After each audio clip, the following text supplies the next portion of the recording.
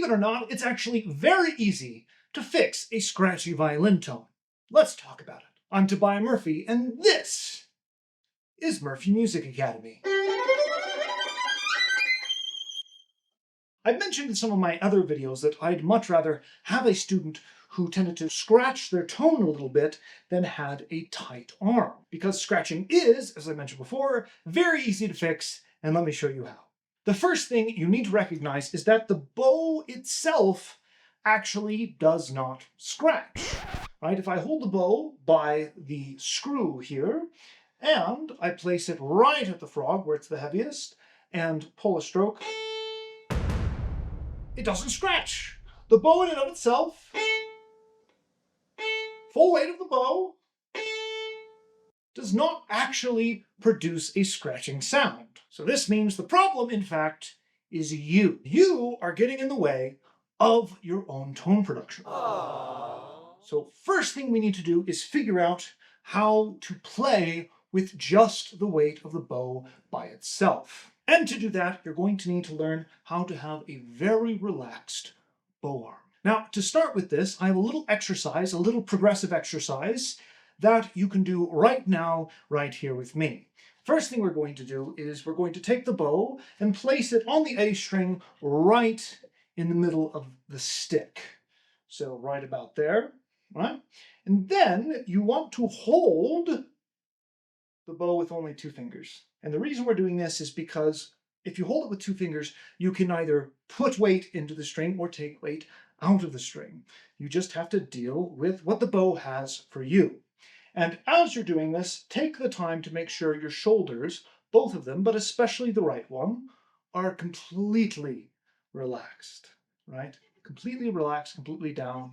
The bow moves a little bit, that's okay. Make sure everything feels completely settled in, and then all you need to do is open your elbow.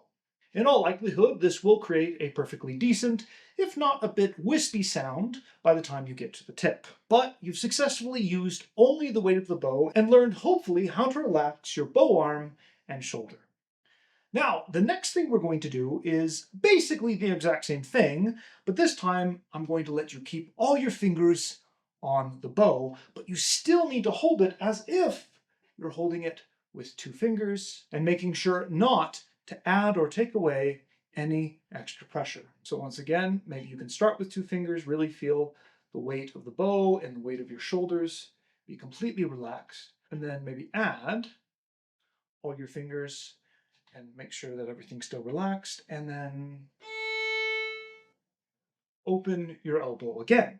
Now, how this is going to teach you not to scratch is we're just going to progressively move our way up the bow. So we started in the middle of the bow, now we're going to move a couple of inches or a few centimeters and do the exact same thing. So now I'm here, a little closer to the frog, hold the bow with 2 fingers, and then relax the shoulders and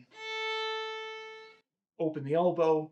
Do the exact same thing, but this time with all the fingers on the bow, making sure everything is just as relaxed. And we're just going to keep doing that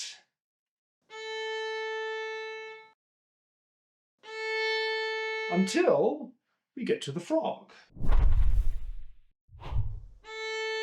Now, here's where things get a little bit tricky, because once you get to the frog, it's almost impossible to really naturally hold the bow with just the middle finger and the thumb. Your pinky is going to have to add some counterweight. So you could, at that point, either practice it with all the fingers on the bow and still make sure that your shoulders are completely relaxed. Or, if you wanted to do a preliminary run, you could hold it with the middle finger, the thumb, and the pinky on the bow to make sure you have the necessary counterweight. Now, as I mentioned before, the sound right there is going to be very, very wispy because, again, I'm not adding any pressure to the bow. I want you to learn how to use the bow by itself. That's where all good tone starts. And then once you have a good sense of that, you can either add in weight to the bow or take it out, depending on what you want to do in your music. But this progressive exercise is a really good way to learn how to, as I said before, work with the bow and learn how to completely relax the right shoulder, which is the primary cause of that kind of scratching sound.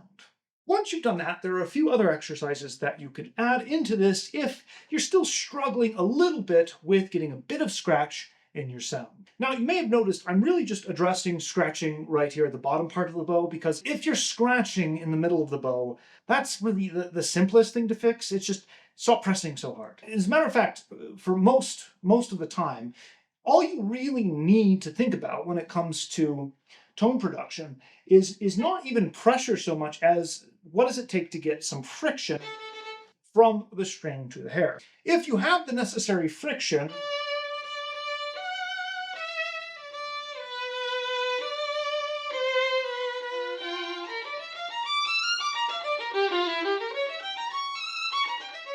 you don't really need much pressure on the bow.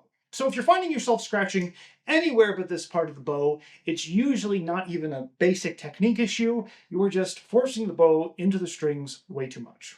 But if you do need a little more help after doing the exercises I talked about earlier in this part of the bow, here are a couple more things you can think about. First thing is you should be able to hold the bow on the strings using only the 4 fingers at the frog. As you can see here, my thumb is completely free. I am just holding the bow here, not really pressing it very hard, because otherwise, if you do that, the bow will tend to knock over, but I'm just holding the bow very nicely here at the frog. My shoulder is completely relaxed. If you're going to try this, make sure you're not raising the shoulder. And if you do this correctly, you should be able to kind of relax the arm to start the bow stroke and get a very clear but non-scratchy beginning to the sound of the frog. And then you can try the same thing, but with the thumb. So we're going to relax as if the fingers are holding the bow in place, relax the shoulder, and then just have a nice beginning to the sound at the frog. If you can do that, you should have no problem avoiding scratching at the lower half of the bow. The next and last thing, if you're still really struggling about this, is to make sure that your fingers are completely loose, and in some cases a little bit more involved in the bow stroke at the frog. Now, I'm not talking about doing that type of nonsense. There's something to that in violin technique, but most of the time when students try to do this kind of finger motion at the bow change at the frog, they usually don't understand what they're doing, and it's very often way too exaggerated and causes more problems than it solves. However, a certain amount of flexibility of the fingers is necessary in order to have a really smooth bow change at the frog. And if you find yourself struggling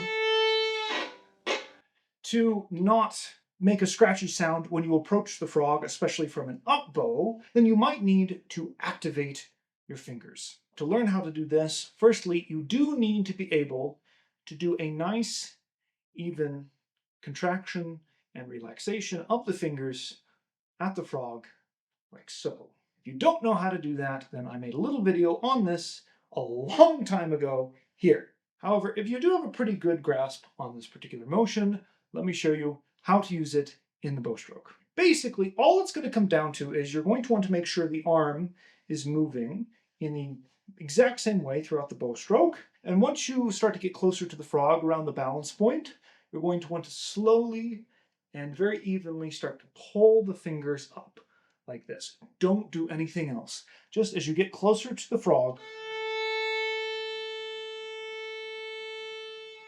just very actively start to pull the fingers up. Make sure that you're not trying to lift the arm up. Make sure the shoulder stays down. Make sure the arm is moving in a uniform manner. If you do this 99% of the time,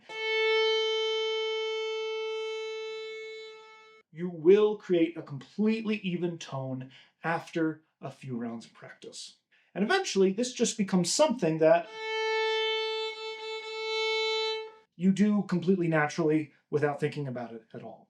I've had students that really struggled with scratching at the frog, and I introduced them to these exercises, and it solves the problems almost immediately. If you found this information useful so far, go ahead and hit that like button and subscribe while you're at it. And of course, if you find yourself needing a little bit more help with Scratchy Bow, or really anything else in violin playing, then please don't hesitate to shoot an email at admin@murphymusicacademy.org to set up a trial lesson with myself or any one of the wonderful violin teachers here at Murphy Music Academy. I've been Tobias Murphy for Murphy Music Academy, always here to remind you there is no pleasure in mediocrity. Happy practicing, and I'll see you next time.